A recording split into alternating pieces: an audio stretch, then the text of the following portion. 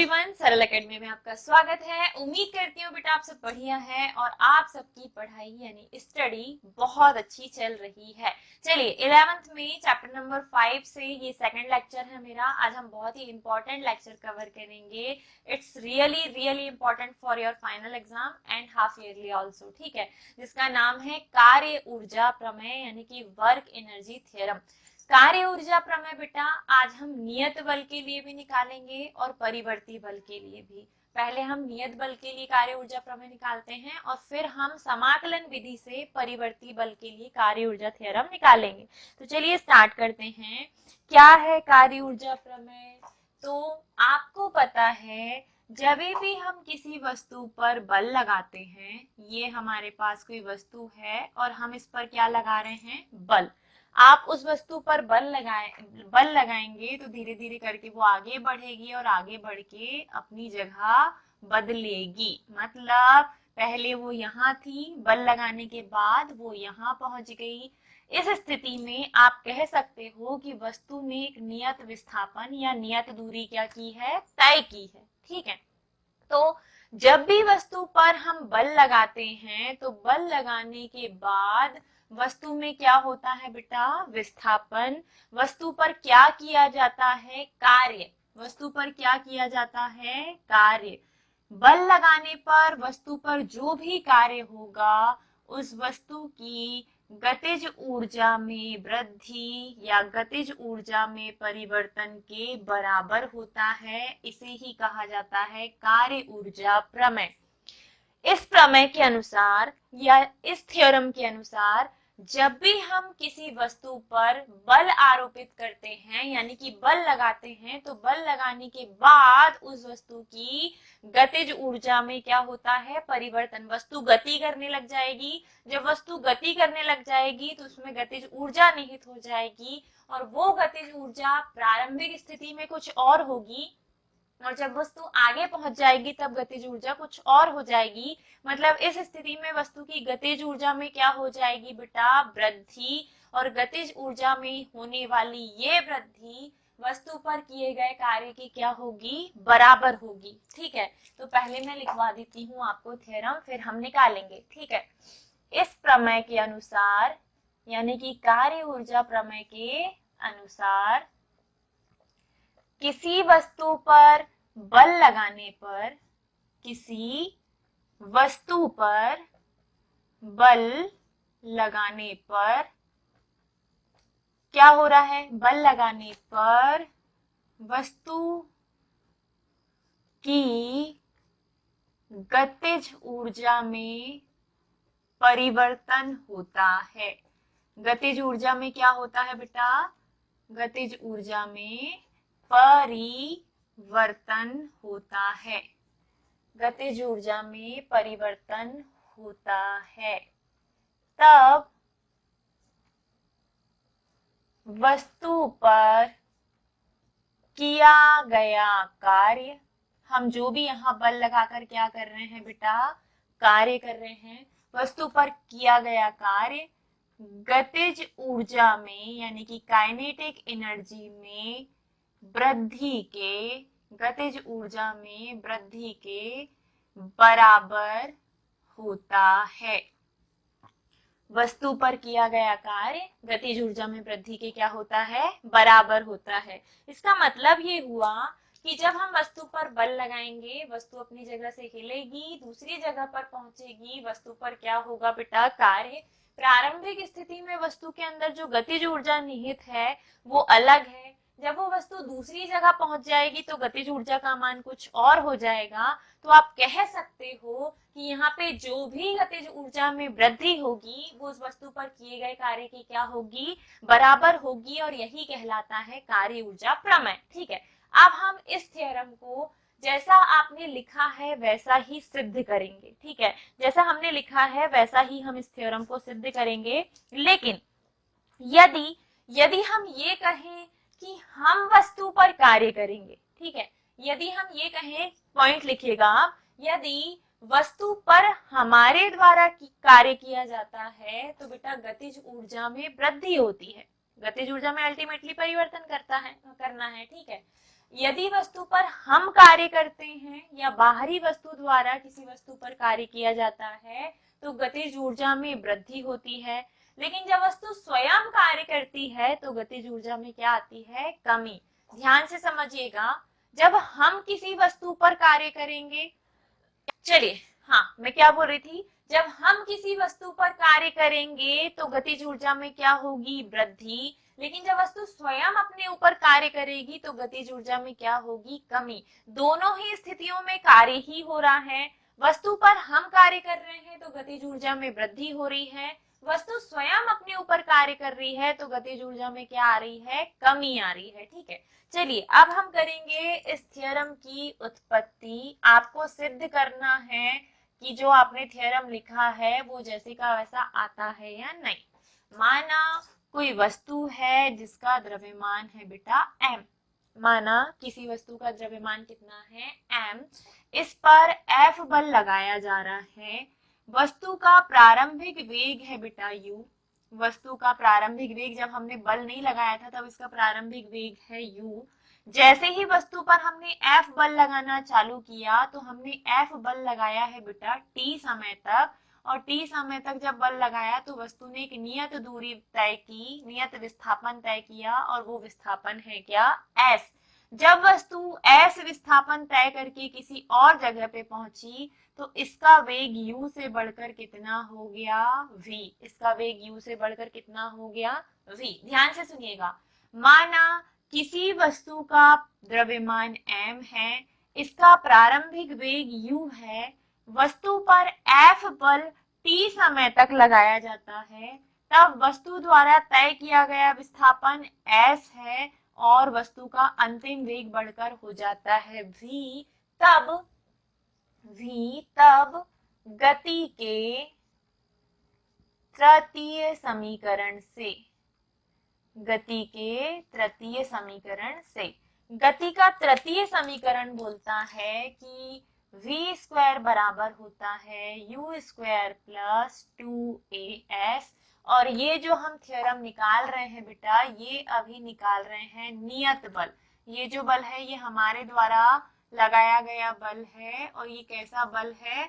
नियत बल। तो हम अभी थ्योरम निकाल रहे हैं नियत बल के लिए, और फिर हम निकालेंगे परिवर्ती बल के लिए जो बार बार बदलेगा। ठीक है, तो गति का तृतीय समीकरण बोलता है कि v स्क्वायर बराबर होता है u स्क्वायर प्लस 2as। अब अगर हमें ये विस्थापन चाहिए कि वस्तु ने कितनी दूरी तय की है, तो हम बाकी सारी चीजों का क्या कर देंगे? पक्षांतर। v स्क्वायर यही रहने दो, u स्क्वायर इधर आएगा तो माइनस का u स्क्वायर, 2a इधर आएगा तो बटे में 2a, और बराबर में आ जाएगा क्या? s। बराबर में क्या आ जाएगा बेटा? s।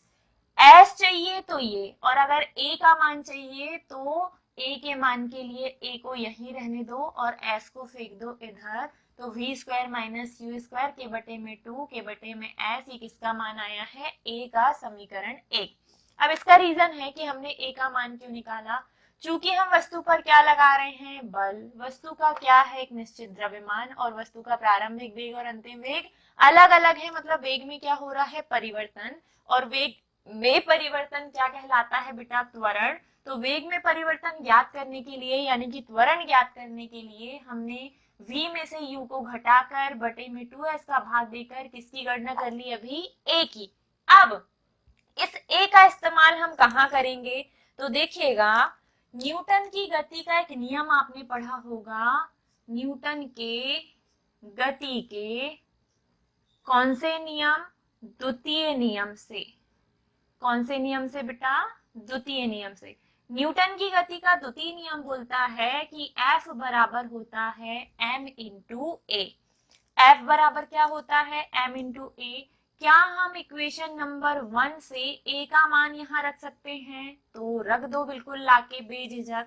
F आपके पास है, m आपके पास है, a का मान है v square minus u square के बटे में 2s। ठीक है, a का मान क्या है बेटा?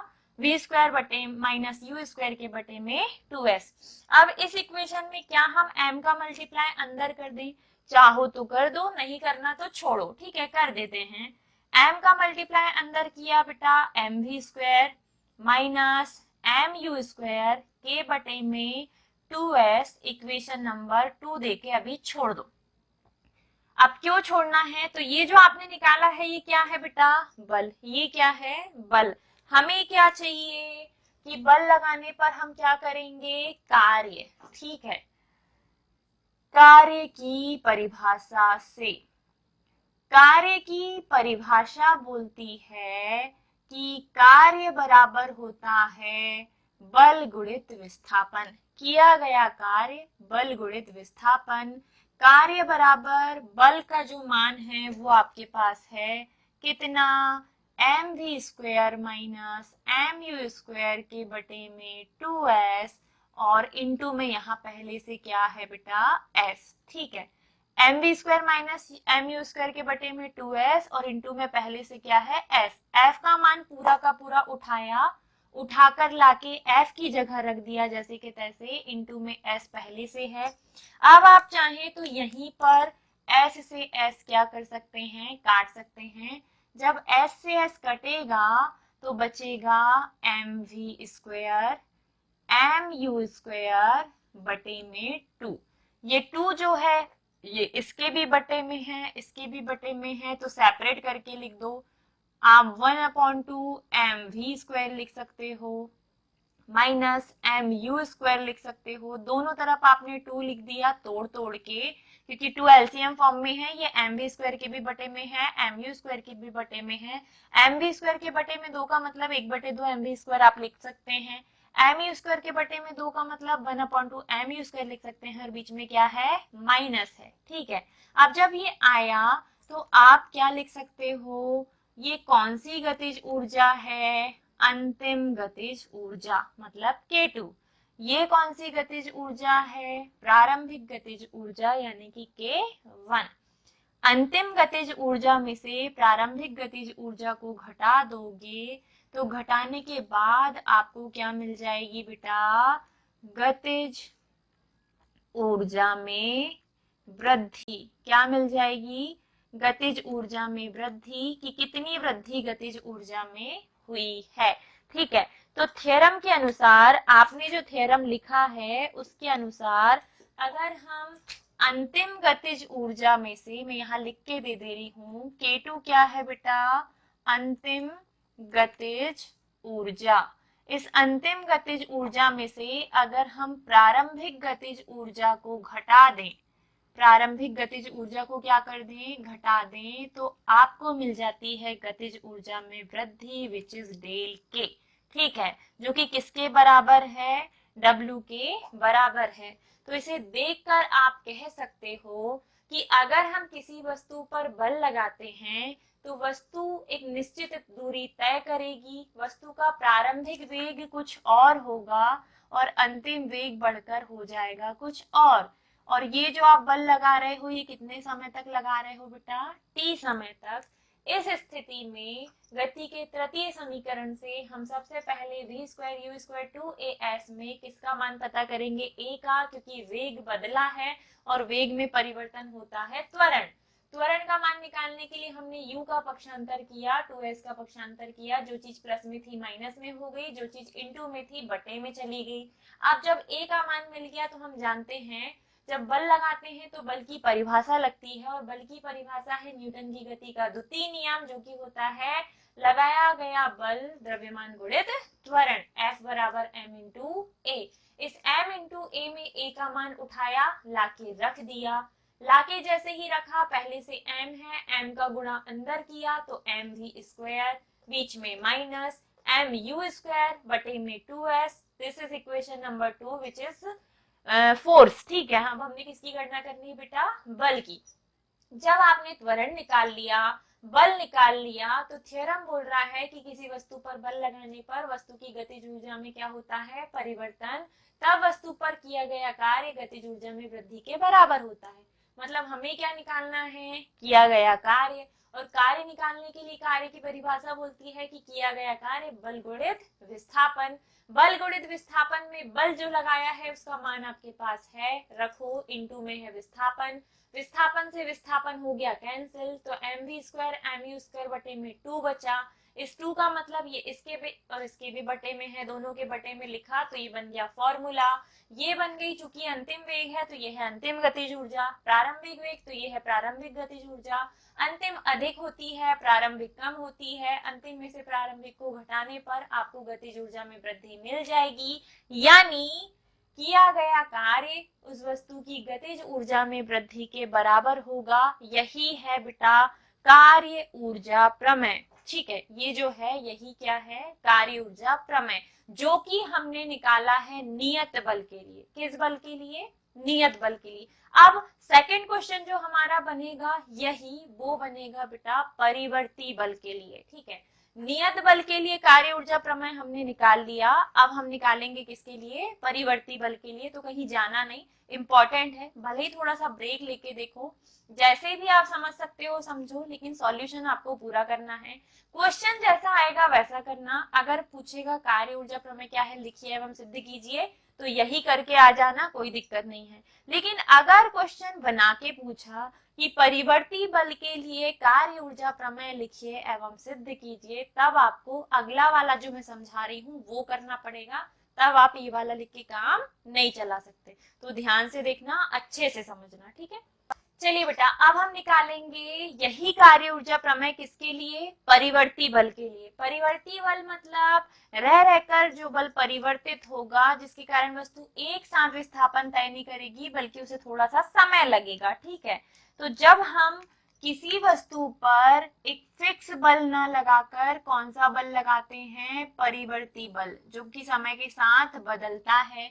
तो हमने माना किसी वस्तु पर परिवर्ती बल लगाया, तो जैसे ही आप बल लगाओगे वस्तु का पहले जो वेग है कुछ और है, बाद में जो वेग है वो कुछ और हो जाएगा। वेग में क्या होगी? वृद्धि। और वस्तु क्या तय करेगी? एक निश्चित दूरी तय करेगी। अब माना चूंकि जो बल लग रहा है वो कैसा बल है? परिवर्ती, तो वस्तु पहले सूक्ष्म विस्थापन तय करेगी। पहले माना वो इतना चली, फिर इतना चली, फिर इतना चली, मतलब वो रुक रुक कर दूरी तय कर रही है। अगर वस्तु ने सूक्ष्म विस्थापन तय किया हो, अगर वस्तु ने थोड़ा ही विस्थापन तय किया हो, जिसको हम बोलेंगे DW, आप पहले हेडिंग ये डालो कि परिवर्ती बल के लिए कार्य ऊर्जा प्रमेय। ठीक है, अब आपकी थ्योरी मतलब स्टार्टिंग जो रहेगी वो रहेगी परिवर्ती बल के लिए कार्य ऊर्जा प्रमेय। परिवर्ती बल के लिए भी कार्य ऊर्जा प्रमेय यही है कि जब भी किसी वस्तु पर हम बल लगाएंगे, कौन सा बल लगाएंगे? परिवर्ती बल, तो उस वस्तु की गतिज ऊर्जा में क्या होगा? परिवर्तन। इस स्थिति में वस्तु पर किया गया कार्य उसकी गतिज ऊर्जा में वृद्धि के बराबर होगा। बस बल बदल के कर देना, कौन सा बल बेटा? परिवर्ती बल। अब आप लिखिए उत्पत्ति। उत्पत्ति में आप थ्योरी लिखिए पहले कि माना किसी वस्तु पर परिवर्ती बल F लगाने पर वस्तु v वेग से गति करती है। वस्तु v वेग से गति करती है। माना किसी वस्तु पर परिवर्ती बल F लगाने पर जो वस्तु गति कर रही है उसका वेग कितना है? v वेग। अब आगे की लाइन आपकी है, तब वस्तु का विस्थापन। अब चूंकि परिवर्ती बल लग रहा है तो मैंने पहले ही बताया, अगर उसका कुल विस्थापन बेटा x है तो थोड़ा विस्थापन कितना होगा? dx। तब वस्तु का विस्थापन अगर अल्प विस्थापन क्या हो? dx हो, तब वस्तु पर किया गया सूक्ष्म कार्य। अगर विस्थापन कम होगा तो कार्य भी कैसा होगा? सूक्ष्म। कार्य बराबर क्या होता है?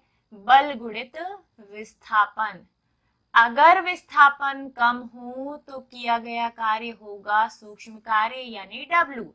बल है F, विस्थापन जो किया है वो थोड़ा विस्थापन है यानी dx। किया गया सूक्ष्म कार्य dW।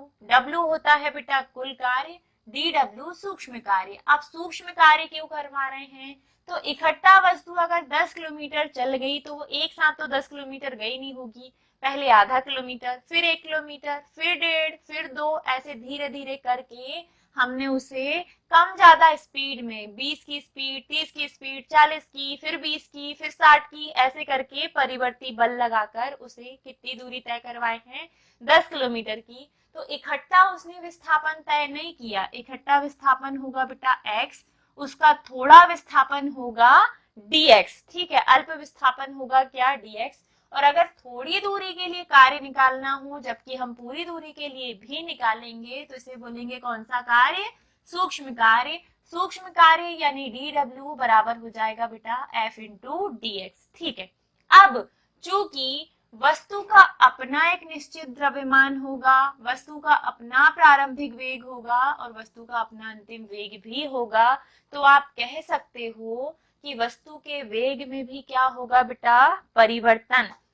वस्तु के वेग में भी क्या होगा, परिवर्तन, ठीक है।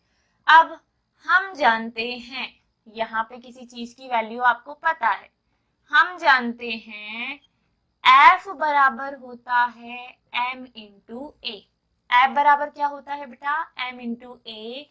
इस m इंटू ए में a जो है वो है त्वरण, और त्वरण बराबर होता है वेग में परिवर्तन बटे समयांतराल। वेग में परिवर्तन बटे समयांतराल यानी कि m dv अपॉन dt किसका माना जाएगा, f का। अब इस m dv अपॉन dt में एक और चीज है जो कि बदलेगी, क्या बदलेगा, वेग। अब आप ये भी जानते हो कि जो वेग है ना, वेग यानी कि v, वेग यानी कि v, और वेग बराबर होता है दूरी या विस्थापन जो कि हुआ है dx अपॉन dt। वेग बराबर, चूंकि यहाँ dv आया है मतलब वेग तो आएगा, और वेग बराबर क्या होता है बेटा, विस्थापन बटे समयांतराल। अगर मैं dt का पक्षांतर कर दूं कि तो dx की वैल्यू क्या हो जाएगी, v इंटू dt। ये सब हमें आगे लगेगा, ठीक है, सारी चीजें हमें आगे लगनी है। F बराबर होता है m इंटू ए, बल बराबर द्रव्यमान गुणित त्वरण। m फिक्स है, त्वरण बराबर वेग में परिवर्तन बटे समयांतराल यानी कि dv अपॉन dt। अब dv में v जो है वो है वेग में परिवर्तन, तो वेग का सूत्र भी लगा के देख लेते हैं। वेग बराबर होता है दूरी या विस्थापन बटे समय। अभी हमने विस्थापन अल्प किया है तो अल्प विस्थापन dx बटे समय dt। dx का मान चाहिए तो dt का क्या कर दो, पक्षांतर। dt का पक्षांतर करोगे तो dx बराबर हो जाएगा v dt। इतना करके छोड़ दो, छोड़ दिया, ठीक है। अब देखो हम हैं यहाँ, हमारी स्थिति है इनिशियल, हम पहुंच गए हैं यहाँ, ये स्थिति हो गई फाइनल। इनिशियल से फाइनल तक अगर हम 10 किलोमीटर चले हैं तो हमने अभी सिर्फ 1 किलोमीटर तक के डिस्टेंस में किया गया सूक्ष्म कार्य निकाला है। अब ऐसा एक एक करके जब हम 10 बार जोड़ लेंगे ना, तब हमें 10 किलोमीटर तक पहुंचने में किया गया कार्य मिलेगा, ठीक है। जब आप एक एक करके कहाँ तक पहुंच जाओगे, 10 किलोमीटर तक, तब आपको 10 किलोमीटर तक पहुंचने में क्या मिल जाएगा बेटा, किया गया कार्य। यानी आप कह सकते हो वस्तु की प्रारंभिक स्थिति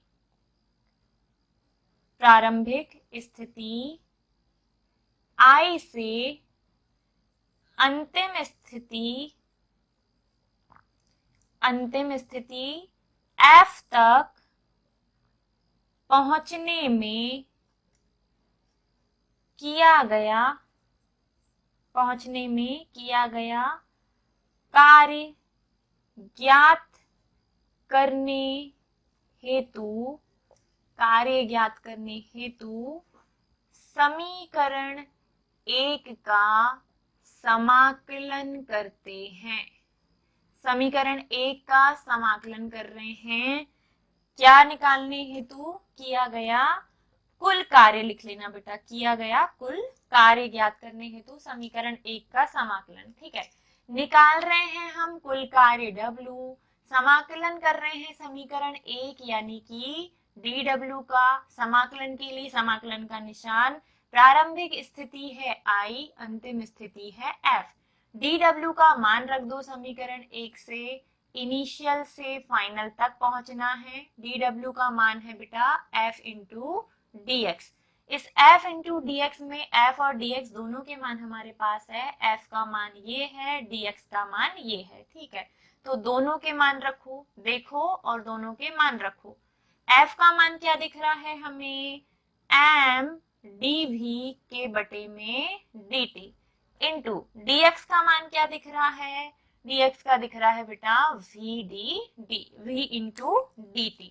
आप देख पा रहे होंगे कि dt से dt कट जाएगा, क्या बचेगा, इनिशियल से फाइनल तक m dv into v, m dv into v। आप इसको कैसे लिख सकते हैं, तो m है द्रव्यमान जो कि नहीं बदलेगा, तो इसे ला लेंगे समाकलन के बाहर। m नहीं बदलने वाला, m आ जाएगा सामने। समाकलन के अंदर इनिशियल से फाइनल तक पहले बड़ा वाला वेग, अंतिम वेग, और फिर वेग में परिवर्तन v इंटू dv। जब भी ऐसी सिचुएशन आए, आपके सामने लिखा हो समाकलन के अंदर x इंटू डी एक्स, आपके सामने लिखा हो v इंटू डी वी, तो इसका मतलब होता है x की घात n plus one upon n plus one. इसका मतलब होगा v की घात n plus one upon n plus one. ये फॉर्मूले हैं जो आपको नोट डाउन करने हैं इंटीग्रेशन के, ठीक है। तो जब ये सिचुएशन आए आपके सामने कि इंटीग्रेशन के अंदर v इंटू डी वी हो, तो आप v की घात n प्लस वन का मतलब हो जाएगा n की जगह इसकी घात कितनी है, एक, तो n की जगह कितना आएगा, एक, और फिर एक में एक को जोड़ना है, बटे में फिर एक में एक को जोड़ना है। इसका मतलब मैं इसे ऐसा लिख सकती हूँ, फॉर्मूला नोट डाउन कर लीजिए, मैं मिटा देती हूँ, ठीक है। चलो, इसके आगे की सिचुएशन कुछ इस प्रकार रहेगी कि जब w बराबर है m इंटीग्रेशन इनिशियल फाइनल, तो फाइनल v dv जब हुआ तो v dv का समाकलन हट गया, समाकलन का चिन्ह, सॉरी है ना, दूसरा पेन यूज करते हैं, ब्लैक ब्लैक यहाँ ज्यादा हो जाएगा। w बराबर m, समाकलन का निशान हटा, v dv का मतलब है v की घात n plus one upon n plus one. n की जगह v की घात एक है, इसीलिए एक प्लस एक बटे में एक प्लस एक। समाकलन की सीमाएं हैं इनिशियल यानी कि प्रारंभिक स्थिति, फाइनल यानी कि अंतिम स्थिति। तो आप इसे देखकर क्या लिख सकते हो बेटा, m v स्क्वायर के बटे में 2, 1 और 1 कितना हो गया 2, इनिशियल टू फाइनल, ठीक है। अब इस स्थिति में ये होता है आधार, इस आधार पे ऊपर वाले में से नीचे वाले को घटाते हैं, अंतिम वाले में से प्रारंभिक को घटाओगे तो v ऊपर वाला क्या है f और इसका क्या है स्क्वायर, फिर नीचे वाला v, नीचे वाला क्या है i, इसका भी क्या है स्क्वायर। घटाना है तो घटाने के लिए माइनस का चिन्ह, और बटे में क्या है बेटा, बटे में इसके भी दो और इसके भी दो, क्योंकि ये दोनों के बटे में था। पहले आ गया v f स्क्वायर बटे में दो, फिर आ गया v i स्क्वायर बटे में दो, ब्रैकेट क्लोज, ठीक है। अब क्या करना है, तो अब ये करना है, m का गुणा अंदर किया तो mv स्क्वायर फाइनल के बटे में दो, बीच में माइनस, m का गुणा अंदर किया mvi स्क्वायर इनिशियल के बटे में दो। आप इसे कह सकते हो ये कौन सी गतिज ऊर्जा है, अंतिम गतिज, 1/2 mv स्क्वायर फाइनल का मतलब अंतिम गतिज ऊर्जा। ये कौन सी गतिज ऊर्जा है, प्रारंभिक गतिज ऊर्जा। और जब अंतिम में से प्रारंभिक को घटाएं तो हमें क्या मिल जाएगी, गतिज ऊर्जा में वृद्धि, अर्थात परिवर्ती बल के लिए भी किया गया कार्य गतिज ऊर्जा में वृद्धि के बराबर होता है, या W बराबर होता है डेल के। W किसके बराबर होता है, डेल के। ध्यान से समझना, क्योंकि समाकलन विधि अच्छे अच्छे बच्चों को समझ में नहीं आती, आप लोग बोर हो गए होंगे, सोच रहे होंगे ये क्या पढ़ रहे हैं हम, ठीक है। क्योंकि हम वस्तु को एक साथ कहाँ लेके जा रहे हैं, ढेर सारा कार्य कर रहे हैं, परिवर्ती बल लगा रहे हैं, इकट्ठा कार्य हमारे लिए पॉसिबल नहीं, तो हमने निकाला बेटा सूक्ष्म कार्य। जब कार्य थोड़ा होगा तो विस्थापन भी थोड़ा होगा, कुल विस्थापन x तो थोड़ा विस्थापन dx, कुल कार्य w तो थोड़ा कार्य dw, और dw बराबर हो जाएगा f इंटू dx, क्योंकि बल तो बल है, बल परिवर्ती ही रहेगा। अब इसमें हमने देखा कि अभी हमने थोड़ी देर पहले भी बल का सूत्र निकालने के लिए बल की परिभाषा लगाए थे, और बल बराबर होता है m इंटू ए। इस m इंटू ए में त्वरण बदल सकता है, क्योंकि वस्तु पर बल लगाकर हम उसका वेग भी बदल रहे हैं, इस स्थिति में त्वरण बराबर होगा वेग में परिवर्तन बटे समय अंतराल, यानी कि a बराबर dv अपॉन dt। m पहले से है, ये f की वैल्यू आ गई यहाँ रखने के लिए। अब dx के लिए, अब dx विस्थापन काय में मिलेगा, वेग के फॉर्मूले में। वेग बराबर होता है विस्थापन बटे समय, समय का पक्षांतर किया तो हमें जो विस्थापन है उसकी वैल्यू मिल गई। जब ये दोनों वैल्यू आ गई तो हमारे दिमाग में ये आया कि वस्तु पहले यहाँ थी, अभी यहाँ पहुंच गई, प्रारंभिक से अंतिम स्थिति तक पहुंचने में किया गया हमें कुल कार्य निकालना है, और टोटल वर्क या टोटल कार्य निकालने के लिए हम करेंगे समीकरण 1 को समाकलित।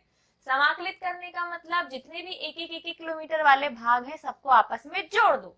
कुल कार्य निकालने के लिए, W का मान निकालने के लिए dW का हमने किया समाकलन। सीमाएं हैं इनिशियल से फाइनल, प्रारंभिक से अंतिम स्थिति तक। पहले जहां थे फिर जहां पहुंच गए तब तक पहुंचने में किया गया कुल कार्य निकालने के लिए हमने dW का क्या कर दिया, समाकलन। समाकलन मतलब dW का इंटीग्रेशन किया है, dW की वैल्यू पुट की है, जैसे कि तैसे लाके रख दिया।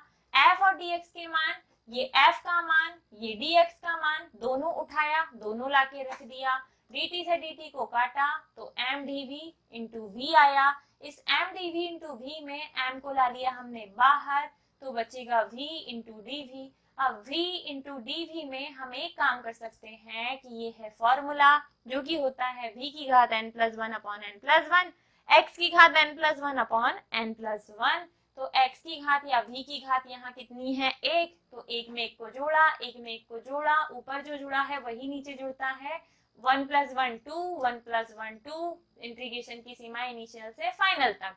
अब हमने क्या किया, ये फॉर्मूले को देखकर ऊपर वाले में से नीचे वाले को घटाया, v स्क्वायर अपॉन 2 लिखा, ऊपर वाला है f, v स्क्वायर अपॉन 2 लिखा, नीचे वाला है i। इसमें से इसको घटाओगे, इसका गुणा अंदर करोगे तो इसका इसमें मल्टीप्लाई, इसका इसमें मल्टीप्लाई। v का मतलब अंतिम वेग, तो ये है अंतिम गतिज ऊर्जा, फिर ये है प्रारंभिक गतिज ऊर्जा, क्योंकि यहाँ फाइनल है यहाँ इनिशियल है। अंतिम में से प्रारंभिक को घटाओगे तो मिल जाएगी आपको गतिज ऊर्जा में वृद्धि, अर्थात किया गया कार्य गतिज ऊर्जा में वृद्धि के क्या होगा बेटा, बराबर होगा। और यही है परिवर्ती बल के लिए कार्य ऊर्जा प्रमेय। अच्छे से नोट डाउन कर लेना, दोनों ही इंपॉर्टेंट है। पिछला वाला नियत बल के लिए कार्य ऊर्जा प्रमेय, अभी वाला परिवर्ती बल के लिए कार्य ऊर्जा प्रमेय।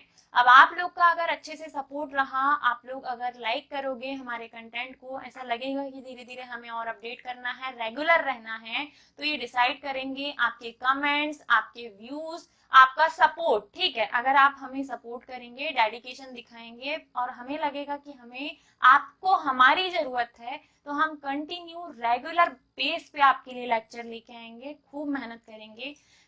सुबह 12 बजे तक हमारी कंटिन्यू क्लासेस होती हैं, उसके बाद भी समय निकालकर 12वीं के लेक्चर, 11वीं के लेक्चर आपके लिए ऑब्जेक्टिव प्रैक्टिस, फिर हमारे ऑफलाइन बच्चों के लिए प्रैक्टिस। तो बहुत ज्यादा वर्कलोड हो जाता है और करने वाले काम है सिर्फ 2 टीचर, एक सर और एक मैं। ठीक है, तो आई होप आप लोग सपोर्टिव हैं, आप लोग खूब अच्छे से कमेंट करके हमें बताएंगे कि आपको कैसा लगा। साथ ही स्टोरी भी मेंशन करेंगे। इंस्टाग्राम पे अगर आपने हमें फॉलो नहीं किया है तो करेंगे, ताकि हम रेगुलर आपके लिए वीडियोस लाएं या रेगुलर क्लासेस लेना चालू कर दें। ठीक है, तो अच्छा लगा हो तो वीडियो जरूर से लाइक करना, शेयर कीजिएगा, सब्सक्राइब नहीं किया है तो चैनल को कर लीजिएगा, और कमेंट करके जरूर से बताइएगा कि आपको कैसा लगा, समझ में आया या नहीं। चीजें फास्ट हो रही होंगी तो वो भी बताना बेटा, मैं थोड़ा स्लो कर दूंगी, है ना। अब हो सकता है चूंकि क्या बोलते से आमने सामने बच्चों के ना होने के कारण हम ना बातचीत नहीं कर पाते। जब कन्वर्सेशन का अभाव होता है तो फिर हो सकता है कि चीजें थोड़ी सी मिसमैच हो जाएं। तो जैसा भी हो कमेंट करके जरूर बताना, समझ में ना आया हो तो भी, ताकि मैडम थोड़ा सा सुधार करें। बट मेरे ख्याल से 2-3 बार देखोगे कहाँ से कौन सा फॉर्मूला लगेगा, कहाँ से कैसा किया है मैडम ने, 2-3 बार अगर समझोगे तो आपको चीजें समझ में आ जाएगी। ख्याल रखिएगा अपना, स्वस्थ रहिए, मुस्कुराते रहिए। Bye bye, take care, Radhe Radhe.